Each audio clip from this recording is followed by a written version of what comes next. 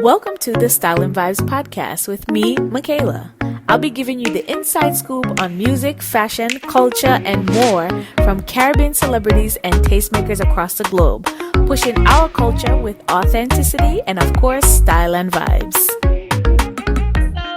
Today, thank you so much for everyone tuning into the Style and Vibes podcast. We have a new episode, and I'm back with a very special guest, the big bad vice himself, Edley Shine, who is one half of the dynamic duo Born Jamericans. Wagwan, Edley, how you doing?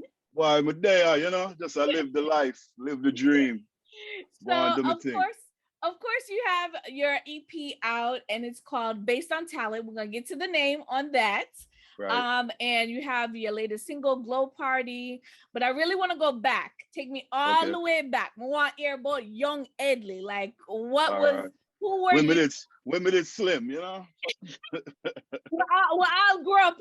I've grown things. Yeah, man, you don't know all the things. The rice and peas catch up eventually. You see. Yeah, man. But as a young youth coming up, and I resonate so much to the idea of Born Jamericans. Both my parents were from Jamaica, came here shortly before I was born. So, like, for me, this is very nostalgic, as well as really getting the story on how you kind of just grew up in dual culture, as well as how you kind of started your music career. So take me back to Born Jamericans. Who were you as a youth, and how did you get into music? Well, I was born in Washington D.C. That's where I live right outside of the city. And my parents came to Washington in the late 60s. My grandmother came first, rest in peace, Inez Redwood. And then she sent for my mother, my uncle, and my auntie. So her coming from, she's from St. Elizabeth, but she grew up, lived in Kingston, but she half her life in the country, half her life, Jamaica still. My grandmother, Miss Ivy, was born in St. Elizabeth, grew up in Kingston, and came to the States around the same time. Yeah, so my grandmother's name was Inez Redwood. Okay. I'm gonna find out the history, So if you got history on the Redwoods, I would love to find the rest of my family in Jamaica because I don't know them. But coming to America, she met my father. My father's name is Lloyd Payne, Zigga Payne. And just growing up in D.C., growing up amongst Jamaican, we was the first generation to be born here in the States. So we were seasoned to the Jamaican culture early because everything that they brought, all the ideologies, all the egotistic things, the Rastafarian culture, everything, all the good habits and the bad habits from Jamaica, I saw growing up in my household, being around my uncles on my mother's side, and then on my father's side, which is the more thuggy side of the family. I kind of, picked up on the patois, and I just always identified more with my Jamaican side growing up because that's all I knew till I started going to school. So, I didn't really grow up in the ghetto. Thank God I had a hardworking grandmother that, she used to work in the hospitals, cleaning toilets and do whatever. And she ended up buying her first house by the time I was born. So I grew up in a 4-bedroom house in Washington back then, in the Petworth area, which was, middle class.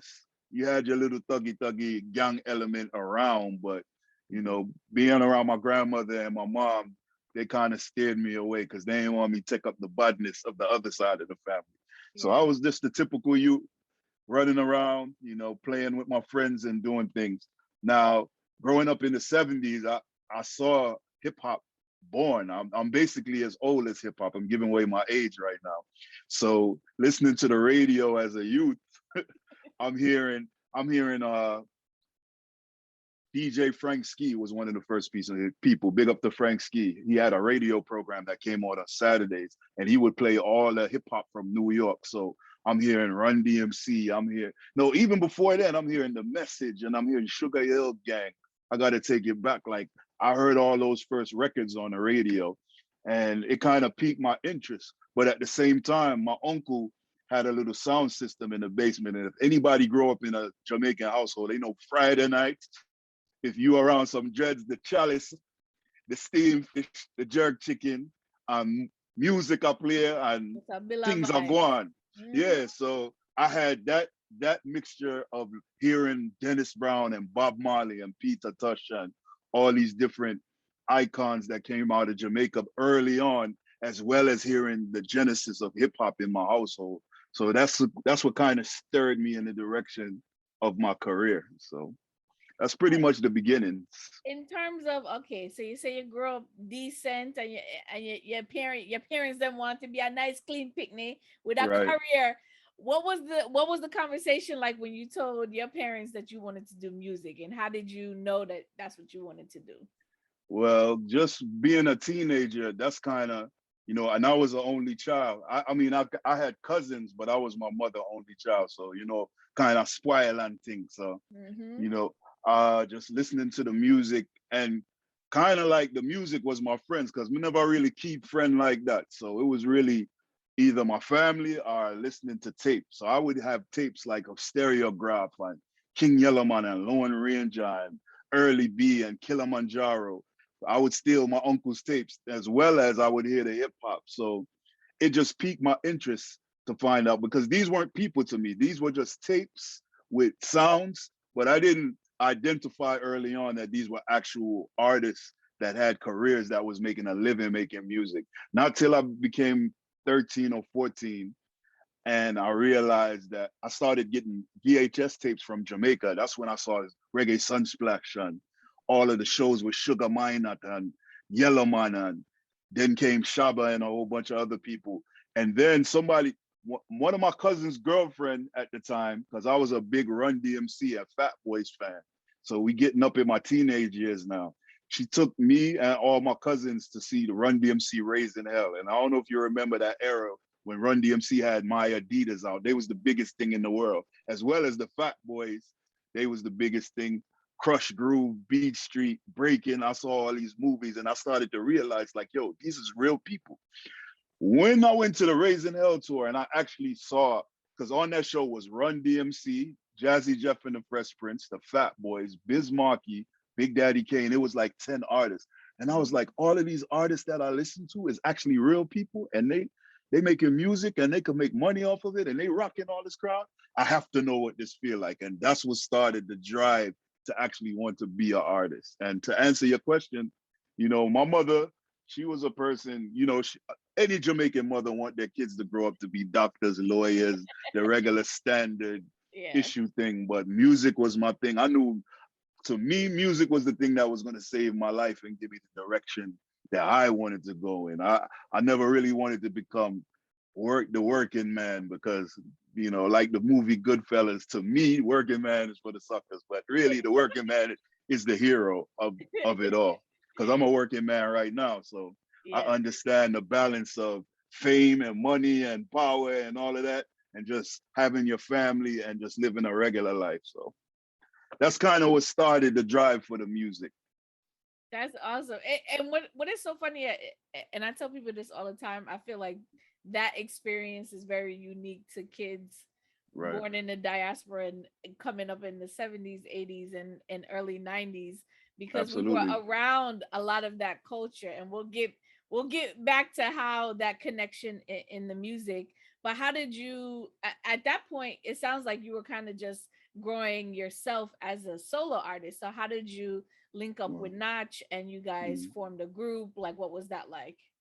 So my father being, my father, he ended up going on a vacation, you know what I mean?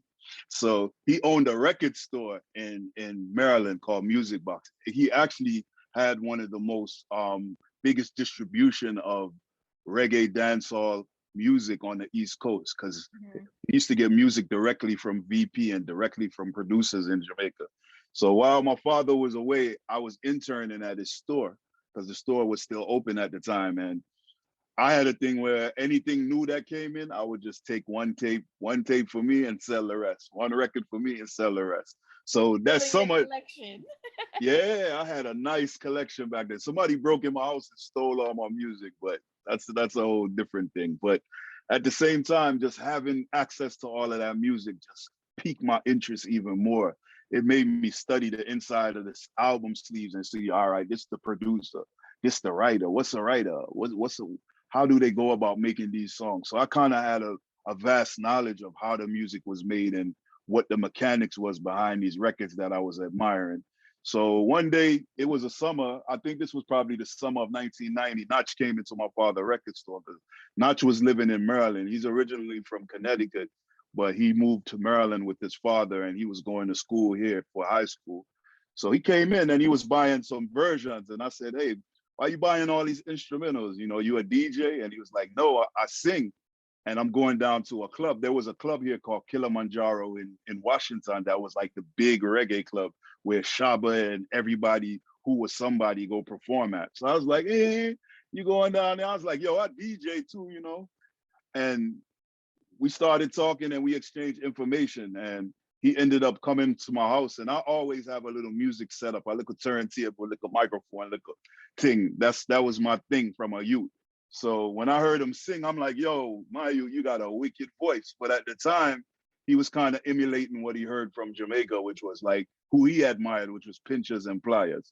Mm-hmm. So from then I was like, you know, say you have a wicked voice and you can have your own identity as a singer. You don't need to imitate what's from Jamaica because Jamaica, as we know, is for Jamaicans, by Jamaicans, only represent for Jamaicans, mm-hmm. and they ain't trying to hear nothing else. To this day, Jamaica stay the same way.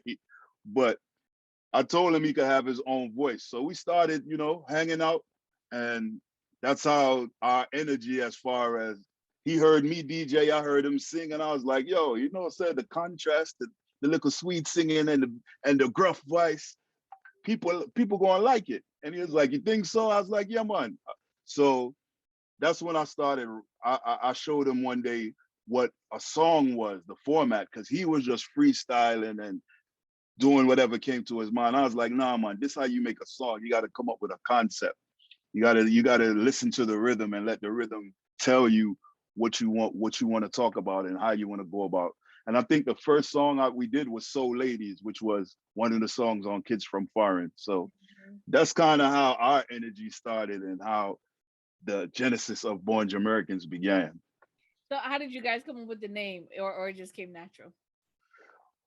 So depending on who tells it and who remembers, because God knows the true story, but I can only give you my story, how I remember it. You know, Born Jamericans is something that we heard. That's something that's been around. Yeah, Jamaican, yeah, Jamaican-American.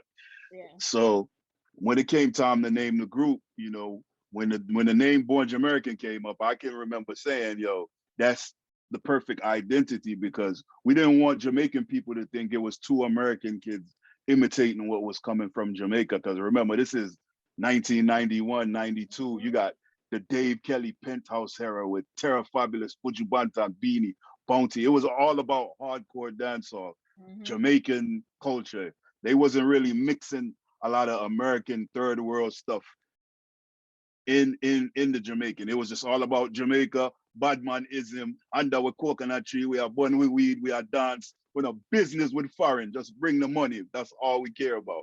Yeah. So we wanted to just have an identity, just in case we got big, people would know that, yo, them youth, there are some American youths that's of Jamaican lineage, but them I represent Philly, so we have to give them our strength. So that's how the name came about.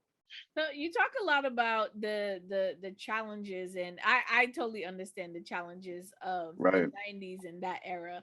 But at the same time, there was a lot of crossover happening for Jamaican artists, absolutely, particularly in the hip hop space. You have Mad Lion, you have Patra, you have Shaba.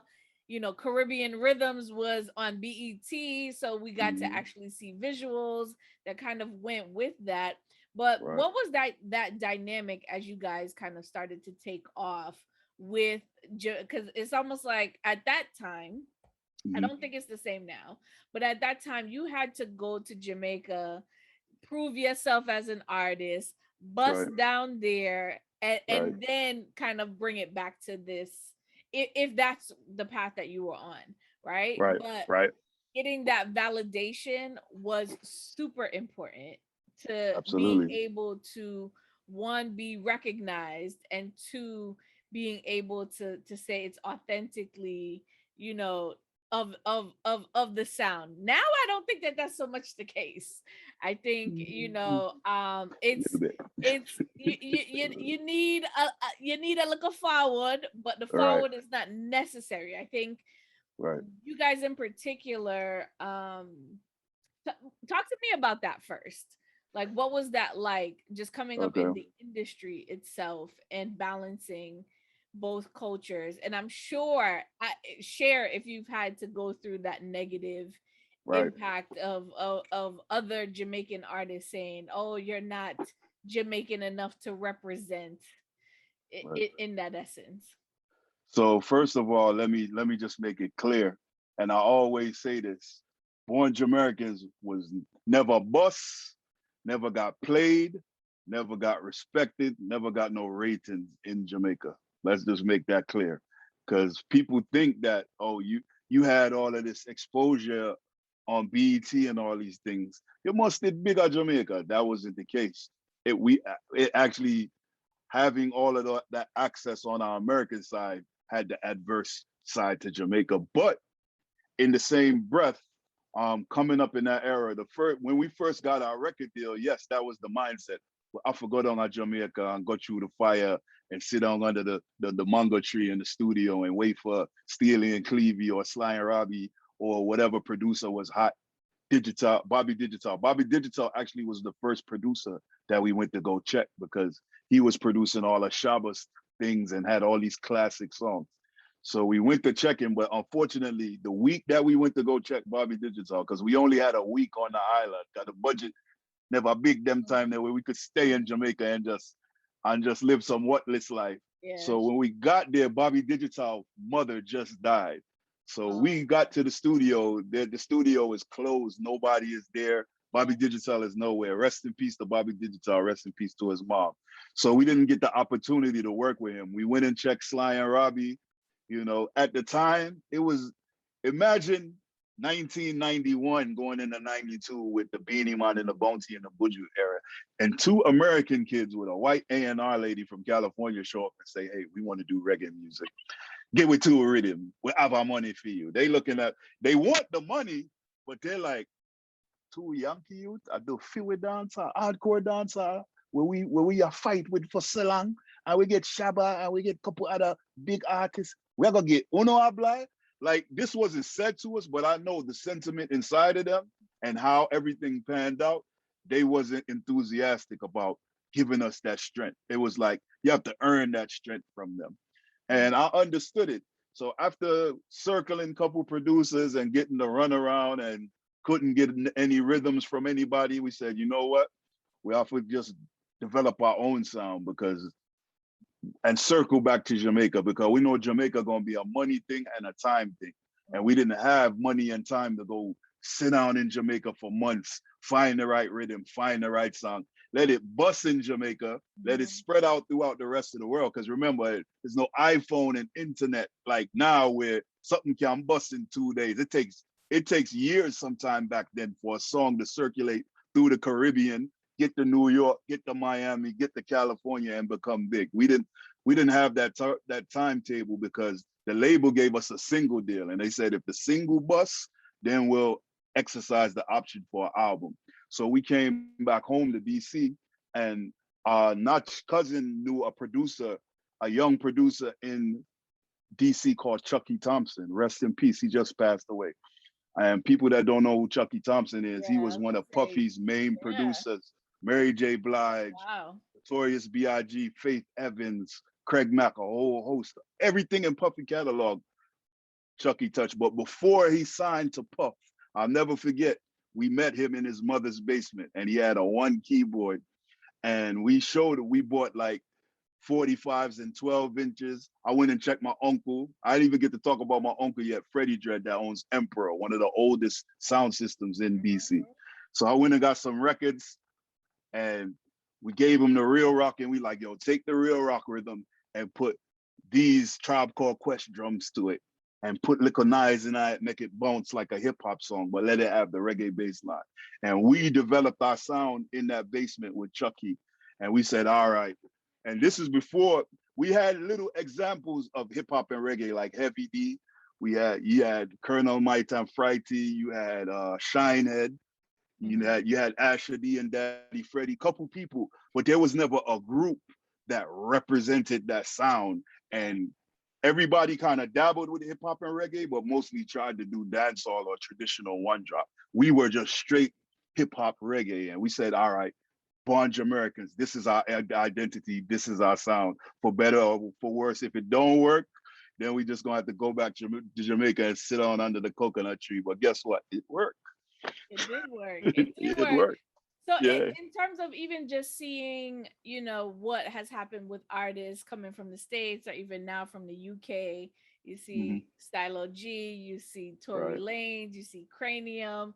Like for me, I think there's a correlation there between the doors that you guys open as a group to this particular era. Do you see that as well, or is it kind of like just gave the industry enough time to kind of really, because the 90s were very indicative of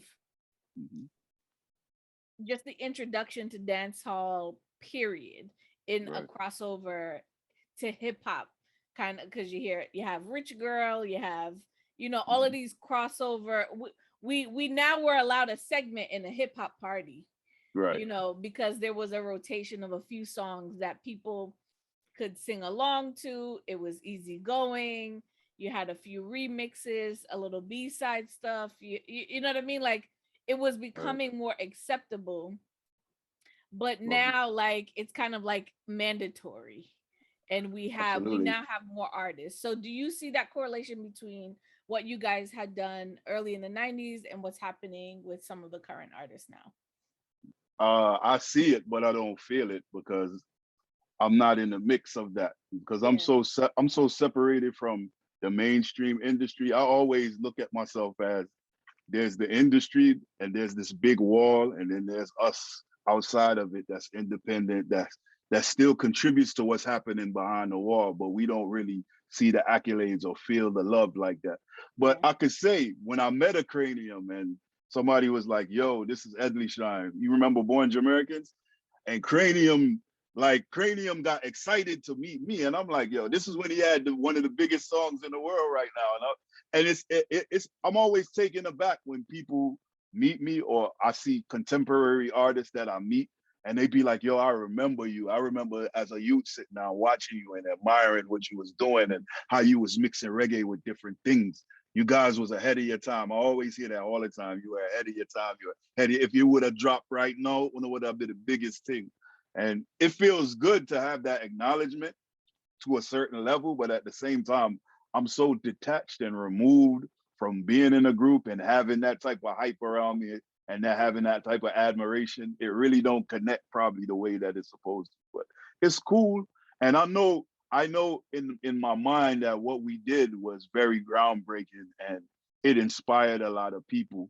I just don't get to enjoy that accolades of being that legend that everybody else tell me that I am, because I got a regular job. I just came home from work. Balance out the thing. It's different. But also, I think for artists, especially coming from that time, there's this perception because your music is played and it's on radio that you're generating a whole lot of revenue. And that's not necessarily always the case. So I know you guys had 2 albums together. Am I mistaken? Was it just 2? It's just 2, and then there's a best of. I never saw somebody with 2 albums have the best of, but that just means you had enough content to do a best of. Right. So yeah, but 2 albums from the group. Yeah. And then you guys kind of parted ways. What was the story? What's the story behind you guys kind of parting ways? Is it just because of the industry or some other challenges? I'll just put it this way, without going deep down into what the story is, just put it this way. The industry sees something of beauty and sees something that works, and then they get behind the mechanics of it. And it could be your own record label that you sign to, the players that's behind it. They'll say, hey, if we get rid of the one piece that we think is the deterrent and enhance the other piece that we think is more marketable and more sellable, we'll make more money, because the bottom line, our record company is trying to make more money. So in the case of us, there was a lot of mitigating factors. We had management issues, we had label issues, and we had things. So it was easy for an industry person to drive a wedge in our relationship, and turn it into what it became, was the group separated. And I'm the type of person, I'm not going to force a man to want to stand beside me and represent something that he feels he's outgrown, or he's outlived, or he's bigger than as an individual. So I respected his decision that he made, and I said, you know what, Brethren, nothing you do is going to supersede Born Jamerican. Your first look is your best look, and people always remember that the first feeling that you get. It's like crack. That first hit is the best high. After that, I don't know about crack, but man, I grew up in the crack era, so I know. I never smoked crack, but they say that first hit I joke never as good as the rest of it. So, you know, I'm a lyricist. I like metaphors. Yeah. But yeah, man, that's basically what happened. You know, they drove a wedge, and whoever those people, I still don't know to this day, but it drove a wedge between us with the business, the personal, and the group semantics, and we just end up separating. I never wanted to be a solo artist, you know. I grew up as an only child all these years. I always wanted to have a brother and have a camaraderie with people, but you know, I learned from that experience that you can't covet situations and covet people more than you covet yourself. That's just how life goes. So is that why you kind of you took a break? Did you take a break knowing that that's what you wanted, or it kind of just happened that way post group? I wouldn't even necessarily say I took a break. I mean, the thing about it is, when you sign to a record company, and a record company is using certain machinery to keep you out there, and even to this day, you know, I have to learn how to maneuver and keep myself relevant in certain pockets, because I don't have that machinery to make myself present to everyone all at the same time. That's just impossible as an independent, unless you have a rich uncle, or you in the streets moving where you can spend that money to have the billboards on the highway and have every blogger and every podcast talking about you. So in '98, when the group broke up, I was actually trying to figure it out, because I was released out of my contract from the record label. I told the record label, hey, I write. Y'all know I'm the chief writer in the group, the conceptualizer in the group. I have all the ideas. We still have our producers and everything. Let me work on some music while we try to figure out what's going on with the group and see what direction you guys wanted to go. The label told me they don't have any money to invest in me doing any music. After all the success of Born Jamericans, I didn't have any value or any use to them no more. So that I said, okay, if that's the case, then just release me. And I got my release. Like, I asked for it Monday and my release was Friday. But as the years progressed, and as I learned, that was the plan all along, was to remove my element of the group and keep the singing element of the group, which they tried to do. And when you talk to him, I'll let him reveal what happened with that. You can ask him, because I wasn't there. I don't know nothing. But so it was Mad Lion, actually, because Mad Lion, I think that summer of '98, I was running around, you know, I still got bills. I had acquired new bills being in the group, and I'm trying to do shows and pay my bills and figure out what I'm going to do with my life. And Lion called me and was like, yo, I heard the group broke up, and, you know, I'm like, yeah, I need a different situation. I need to keep on making money, because there ain't no money coming in now. Cause the residuals from recording is short and take a long time to come, and the money's short. So it's like, no, it go, Bridget. He's like, I got a situation in California, because at the time, you know, Mad Lion was part of KRS-One BDP crew. KRS became an executive at Warner Brothers. So he signed Mad Lion to Warner Brothers, and Mad Lion had a budget to work on another album called Predator or Prey. So he's like, Edley, me know you're a bad writer, conceptualizer. You have all of the ideas. Come out to LA. I'm gonna set you up. He put me in an apartment, and he basically hired me as a writer on his project. And that's how I was able to survive for a couple more years being in California, till KRS ended up leaving that situation. And I ended up having to figure out, all right, so that money is already accounted for, spent, bills is paid. Now I have to figure out how I'm gonna, because remember, I came from my own ship. Now I'm living on somebody else's ship, and I'm trying to figure out how I'm going to build my own ship.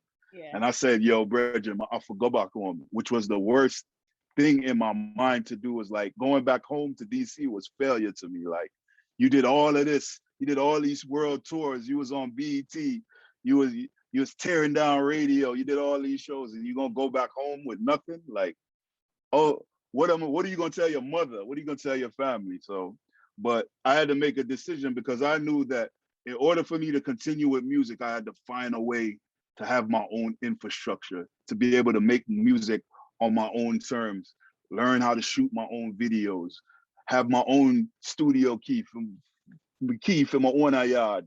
Yeah. And I was just determined in my mind that I'm gonna go back home and I'm gonna build my thing, no matter how long it takes. Mm-hmm. And I'm gonna come back out as my own big man, as my own boss on my own label one day. And it took 10 years for me to do that. That's why there's a period of from 2000, 2000 maybe 3 till 2010 where there was no music from me out. You never heard anything. I was seeing stuff on the internet like, yo, I see the singer, he's doing stuff, he's signed, but what happened to the DJ? Did he die? And I'm sitting back at like a little regular job looking at all of this and say, boy, look, don't make this music thing get to you. Because there was a lot of stress, a lot of depression, a lot of things that I went through during that time period. But I didn't make it break me to where I turn to drugs or turn to alcohol or collect 15 baby mother. I try to look for love in all the wrong places. I just stand firm. I know, say, yo, the time gonna come where I'm gonna be able to put out my music on my own and do my own videos and be my own boss, and nobody can stop me, hate it or love it. But there, so that's basically it. You the boat, yeah, yeah. Party thing. So yeah, So man. I love that you touched on like just that entire transition, because Right. we often don't hear the backstory about what happens when things aren't popping, and it's not Right. because it's that's not what you wanted, it just happened to be the situation. And I Right. think understanding that, and your fans and your new fans that's kind of coming in really to understand like, nah, I got some skin in the game.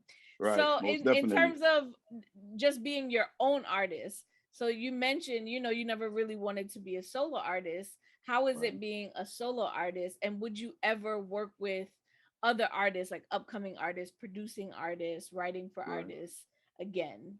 Right.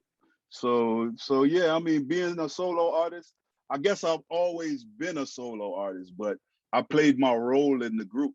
So that's why I kind of it when I decided, because I was recording songs and I had a bunch of songs, and I met a producer in Jamaica. His name is Rose Summers. He's a talented young man. He's actually responsible for a lot of artists in Jamaica that don't call his name. I always loud him up. He was integral in Coffee's beginning. He did a lot of stuff for Tommy Lee. I even watched him produce stuff for Vibes Cartel in my crib. I watched him produce a rhythm, put Vibes Cartel vocals on it, send it to Jamaica, and watch it become the #1 song in Jamaica in 2 weeks. Like the most amazing thing I ever see.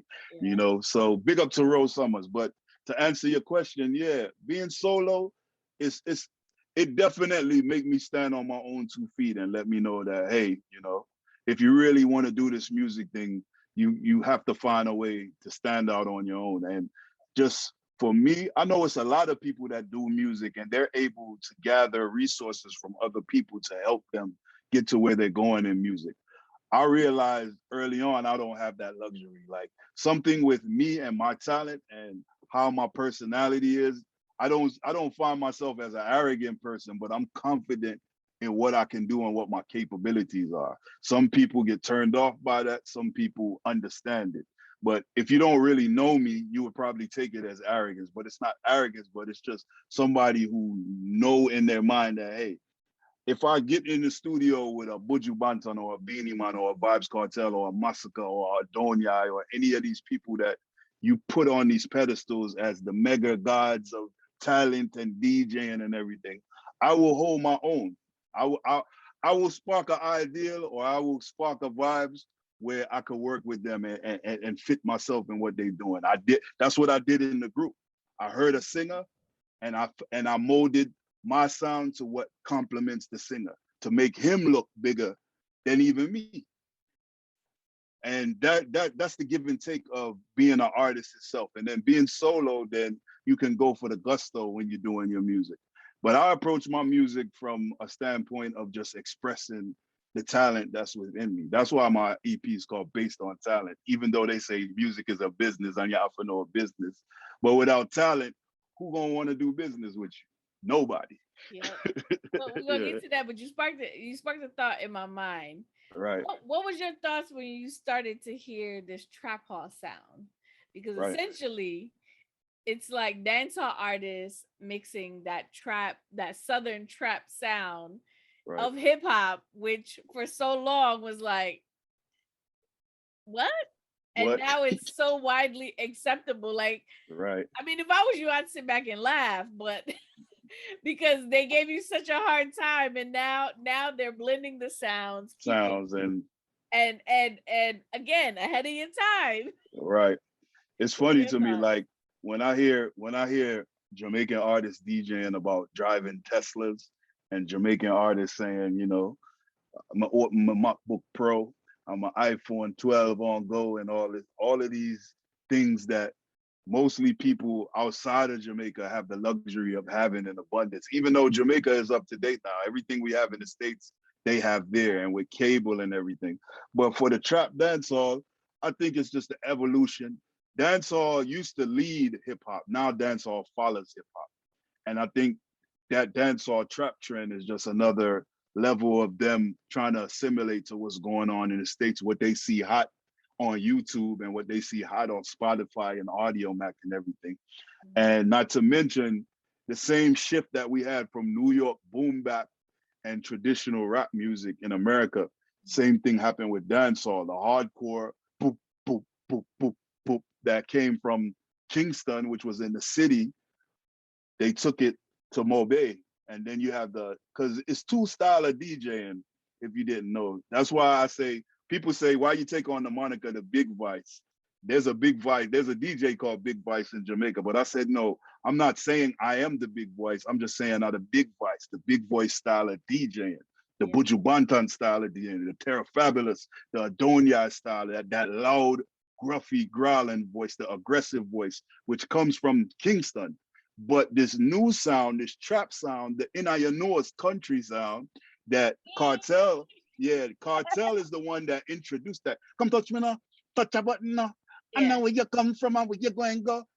See, Cartel spent time in Montego Bay, and the country. Cabra is another one that used to DJ like that and DJ with a more higher pitch. That's what you call, to me, that's the country style of talking. Because last time I was in Jamaica, I got to spend time in the country. Like I actually stayed in St. Elizabeth. Mm-hmm. Whereas most times I'm in Kingston going to the studio or around my family. So I hear the difference in the twanging of the patois in the country and Jamaica. And I think with Montego Bay artists becoming popular and going to tone and becoming popular in tone with Tommy Lee, with Cartel, Popcorn assimilated to that sound, and a whole heap of artists. The producers was like, yo, we need to match the production with this sound. And being influenced by America, being influenced by Miami, because Miami is the new uptown Jamaica, if you didn't know. Like everybody from uptown, at the next parish, live in Miami now. Yeah. So they get influenced by the southern trap music from Atlanta, from Memphis, the whole stripper culture in Miami. Yeah. That's how you get the trap dancehall. So it's a cycle. As much as I'm definitely a woman of a certain age and a certain era. Right. But what I also find, I honestly, I like some of all of it, right? Right. And then what I also hear a lot is it doesn't sound as good. It's not this, it's not that. Right. But really and truly, it's not just about the music. And Carrie and I were talking about this earlier. It's about like the experience around a dance hall setting that where you're just not getting necessarily through the music. But essentially, why, like, people say they want this sound, but then when they do have it, they don't necessarily support it, right? I think it's I've heard this conversation so many times. There's nothing like the early 2000s, the early 90s. But then Mm-hmm. when I hear spurts of that sound, it doesn't get the same play that it would. But it also could be, you know, as a generation, we've grown up and we're not as excited, or Right. we don't listen to radio like we used to, or I don't know what it is, but what are your thoughts around just the generation just changing and Mm-hmm. how we approach music, because it's just different, like how we explore music, and because there's so much like I thought there was a lot of volume in the 90s and 2000s. There's so much music I can't even keep up with, you know what I mean? There's Absolutely. like, you know, someone will drop an album in a mixtape and I'm like, I can't listen to 35 songs, like I just can't Right. even comprehend that. So as the times have changed, so has everyone's ears, everyone's time span. So what is your experience in terms of just releasing music like that, understanding what's happening in this era, and really kind of just transitioning into a different demographic? Well, I like to speak metaphorically. So I would say all the music that you're hearing now is the alcohol, and my music is the morning after pills to help with the hangover, Yes. because there's no way I could keep up with. There's so much alcohol on the shelf. I can't join the alcohol. Even as much as my friends try to dig me and say, yo, you need to go hard up on your song. You need to talk about the girl them short and underneath this and cuss too bad word and badness sell my youth. You can't do your little Jamaican thing and think that I go fly there. I hear them and I understand it, and sometimes I might try it. I've had many records that I've done, and I was like, yo, my daughter will run past and look at me, and I'll be like, all right, I can't even put this out. I'm gonna have to go rewrite this again because she's gonna hear this. So that's just from my moral fiber and how I was raised and how. But as far as where the music is going, for one, the streaming era came in and changed everything. So now it's more having a quantity of songs and trying to hit the algorithms of these different digital service. A lot of artists is pre and that heavy right now. So that's why you having these 35 and 40 song, a month artists that's just trying to catch streams, trying to catch 500 on this song, catch 1,000 on this song. And that works to some effect. Sometimes if they have 2 or 3 hits out of the 50 songs that they put out for the month, it makes them look bigger because people go back and consume the rest, whether it's good or not. And that's just the nature of where the business is. From a music standpoint, I think people ears have been trained now to listen to low grade, low quality music. It was funny. I was working on a record with a producer, and he was using a plugin called Melodyne. And he said, Edley, I'm going to Melodyne, because it was 3 artists, including myself. It's like, you only need a little bit of Melodyne because you know how to listen to your voice and you know how to hit the right keys. Other artists are used to singing off key and hearing music off key. So when I correct it, you're going to have to tell the artist to trust you because they're so used to hearing themselves off key that they think it's right, but it's the wrong key. So when I put it in the right key, they're going to think it's wrong. So, and he said that's how all music is right now. He's like, most of the trap music and most of the music you're hearing is off key, but people are more listening to it for the feel of it. They want to do this and turn up to it and what the artist is talking about. They're not listening for tone and melody and key and it giving them that long lasting feeling of a song. They're making music for the moment.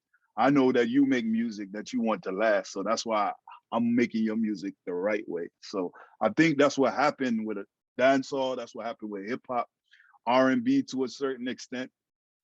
People's ears have been trained to listen to music on laptops and iPhones. You really can't get the feeling of the music listening to it like that, but that's where we are. So you can get away with a lot more murder these days.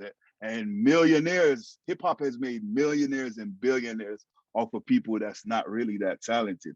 But they were smart enough and they had the hustle in them enough to know that, hey, if I say this, even if it's off key, if I put the right type of energy behind it, they're gonna love it, and it's gonna make me a bag of money. And the record companies know this, and they perpetuate it and let it be big. So now you don't have no Michael Jacksons and no you know, the Marvin Gaye's and things of that. You just got a bunch of people that's off key, that's talking about what people want to hear and giving them that turn up feeling, and they making all the money while a real artist have to suffer and struggle. But such is life. I wait for God to come and handle that, because he's probably the only person that could fix that.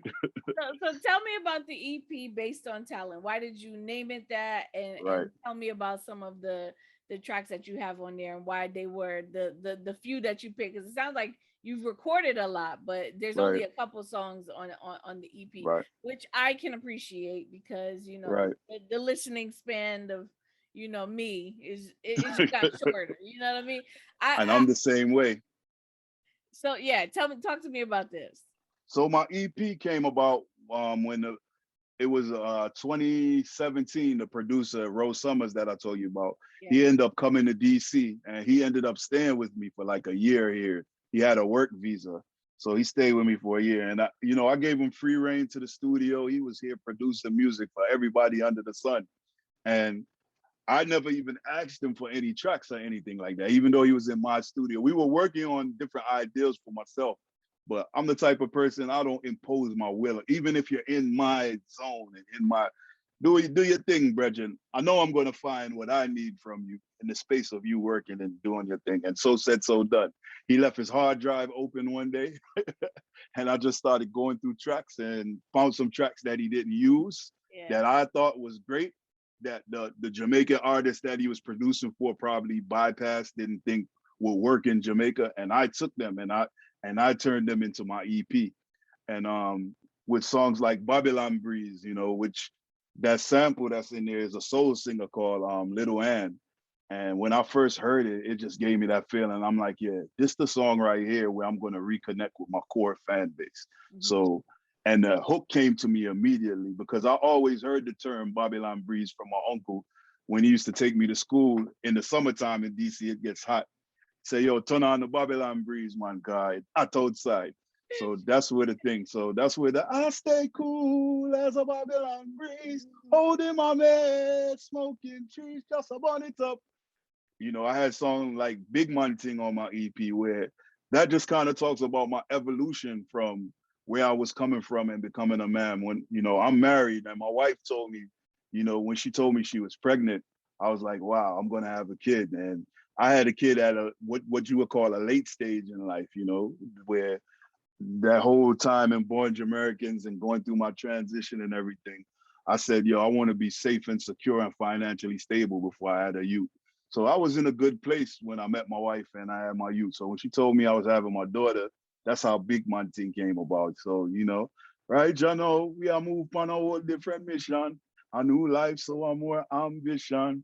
Tell them it's a big man thing. I'm just letting y'all know that, hey, I'm on my grown man shit now. So if you looking for inner short and underneath and my gonna bend up in the streets and all that, you're not gonna hear that from me. I'm the morning after you beat the liquor and do your thing last night. When you in the morning and you're drinking your mint tea, that's when you listen to Based on Talent and you get those vibes. Can't Recover is like a traditional dancehall song for me. And what else songs I got on there? Parked Up. Parked Up was just basically talking about the time when I felt like my back was against the wall and everybody wanted to see me park up and put me on a buckle. Can't put me like a buckle on a shelf, Yeah. Looking at my face when I walk up. I'm frightened for no self. I can't help myself. So I know that a lot of people are shocked. I even see my old label look at some of the things I do and they like it on Instagram and everything. And I'm like, yeah, you see that I'm still here 20 something years later. Yeah. The one that you threw to the wayside is the person that you see all the time now. Yeah. It's not like I'm thumbing my nose at them, but you can't park me up. So the EP was just my expression of where I am in life right now and just giving people back that vibe of that good music that they used to from back to them time that till now. But the solo version, so we getting all of right. it, which I personally love, and you definitely have some.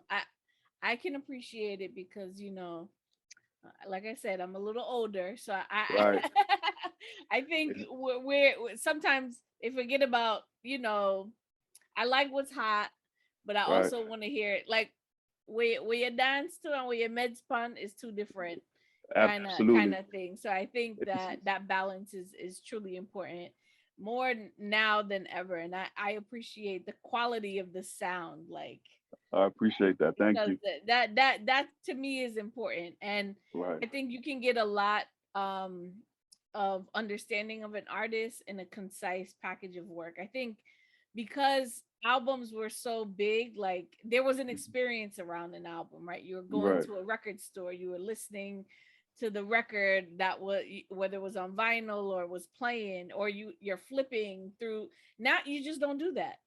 Right. So that experience has just shifted, and you're literally like, oh, it's out, download, or let me go into Spotify and stream it, or let me Right. go into Audio Mac and stream it. So it doesn't have the same effect, and it really definitely you have to kind of put it in a concise package. And I think the EP really represents, like you said, where you are now Right. in life. So I appreciate that, and I think the Style and Vibes family will appreciate it. So I appreciate that. we're still in COVID times, Mhm. but when the place free up, like what are you looking forward to kind of doing, connecting with fans? Like what do you want to do next? I mean, I definitely would love to connect with fans because the fan base never died. I mean, in 2016, 2017, we went Born Jamericans reunited for a small period of time. We went and did a show in Trinidad, opening for Damian Marley in Mhm. front of 15,000 people, rocked that crowd. From that show, we got another show in Chile in a big stadium, 20,000 people. This is as the group coming back together Yeah. now after 20 something years. Yeah. So, and it's funny because I'm on stage and I'm singing the song and we're in front of a Spanish speaking audience and the audience is singing back the songs to me. So I'm holding the mic to the crowd and I'm looking at the singer like, you see this, right? You see what's going on here. Like everything that you like, I'm not saying it to him, but he's saying everything that you've done over the years to Yeah. build your own individual glory is great. And we're not taking away from that. But Yeah. people love Born Jamericans. Yeah. Yeah. I'm not remiss and I'm not ignorant to that fact that the world love Born Jamaican. The world reminds me every day. We love Born Jamaican. We want to see Born Jamaicans. Americans. Yeah. I wish I could give them Born Jamaicans, but it's not just up to me. It's up to Yeah. another individual Yeah. and how he feels about that. So Yeah. I want to go touch those fans that appreciate the classic sound as well as do my new music in front of them so they can see that, hey, the talent is still there, the voice is still intact, and I can still hold my own as an individual, regardless if you're not seeing the group in its original form. Yeah. So I hopefully after the pandemic is done, I will have built up enough momentum with putting out this EP and these other singles because I'm getting a lot of feedback from the music that I'm doing. It's very subtle because I'm independent, so I have to kind of chop it brick by brick. But Mhm. at the same time, when I reach people, they say, yo, I appreciate the body of work. It's something refreshing. It takes me back to that time and that feeling. It Yeah. gives me, it gives me that, it takes me to that place, which is what I'm trying to do. So if I can put that out live and do that in front of an audience, I'm down to do it and I'm available to do it. It's just up to the promoters to see the value in me. And that's going to take time as an independent artist. I basically started over again with this Yeah. EP. So that's how I'm treating it. Like I'm a new artist, like nobody don't know me and I'm just building it up. I think that's valuable too, because you could come Right. into a situation and be like, "You don't know who I am," like Right. chest puff up, and yeah, I've seen it all, boy. Man, Yeah. I've seen it all. It's so interesting. So Right. I thank you so much for your time. I've already taken up way too much of your time, but It's all good. my other little this or that kind of thing what me like to do. Okay. So it's not too long. Boiled dumpling or fried dumpling? Uh, Fried dumpling, Day party or street dance? street dance. Beanie or bounty? Beanie or bounty, that's tough. But if I had to choose one to work with right now, I'll work with Killer. Soca or Afro beats? Soca by a long shot. Really? Yep. Okay. Yeah, soca by a long shot. Trinidad, I'm a place. My wife a Trinidadian. Plus Afro beats. I got a beef with Afro beats. So Afro beats got to come Okay, see what's me the first. beef? What's the beef? What's the beef? The beef for me is that, and I have this argument with my friends because they love Wizkid, they love Stonebwoy, they love all of it. I just feel like for all that it's taken, it's not giving back enough. That's my personal opinion on it. Because it's taken a lot. It's taken a lot from dancehall culture, Jamaica. It's a lot of elements of what I grew up loving. And I see them pulling it and taking it, and nobody in Jamaica is saying nothing. They saying, yes, I'm a brother them, I'm an African brother them, and they dancing to it and they trying to emulate it. But I see behind the scenes and in the industry what's happened. I see Universal throwing up a building in Nigeria. I see all this infrastructure. I see a lot of African people. All of that happened for dancehall too. It just never sustained. So it will be interesting for that. Yeah. Remember, Def Jamaica happened. Diddy had a imprint, and everybody wanted a Caribbean, a dancehall, particularly a dancehall artist, on their imprint. But it was super challenging to maintain. And I think from an industry perspective, it didn't work just because of where the artists were based, where they were able to fly into, and it didn't sustain, I think, from an industry perspective. But what do you think Afrobeats artists could do more? Because technically that's not really the artist, it's really the industry. The industry side of it. And I think the artists just need to, as they're building these infrastructures and they're getting this glory right now, and it's all about Africa, they gotta remember their brothers, where they got it from. They gotta remember their big brothers who taught them how to shoot that basketball and throw that football. And I don't see stylistically, yes. And I always go back to the idea of how do you pay homage, and what where is it enough, and where is the line drawn? Because it's just like I really don't know. I guess maybe I'm just tired of having this conversation because I just feel like. But I see it as an artist. I've experienced it where I've approached African producers and everything like that, and they blinged out and they around their industry people, and they in a certain comfort zone, and they're just like, little reggae guy, all right, we over here though, and we're comfortable where we at. And I know that we're taking a lot from you, and I know that we've replaced you in the club, and we've done a lot of things better than you guys may have done it. But we'll get to you. Just fall back and easy. It's our time now. I don't really subscribe to that. I don't really feel that, and I'm speaking just from my experience with it. I love the music. Big up to all of the talented artists that's in it. I'm not knocking them. Everybody has their time and their season, but don't never underestimate Jamaica, no matter what you do. And that goes to every Afrobeats artist that out there. If you underestimating the power of Jamaica and the creativity of the artists in Jamaica, there is somebody waiting in the wings that has the song that's going to erase everything that you're accomplishing right now. I put my life on it. That's how much I believe in my culture and my people. They might not get it right all the time, business-wise. They might not know how to deal with people the right way. Well, when it comes to this music thing, this lyrics and this rhythm and this creating dances and creating culture and shifting culture, we will change what's happening right now. So don't get it twisted. You could have 2 Universal buildings. You could have Sony in your country. You could build your own city within your country. Just remember where it came from. That's me. And I've always felt that way about that. I'm just the silent defender of Jamaica. As much as Jamaica shovel me dirt, I'm still the defender of my culture to the end. And I'll never change. Dancehall with everything. Exactly. That's just how I feel. But big up to everybody in Afrobeats, man. Now watching them. Now watching. My prayer on the still. I pray on them still. What? Yeah, man. Big up to them. Well, thank you so much, Edley. I'll be sure to share all of your socials. Tell the people them where they can find you. All right. On the interwebs.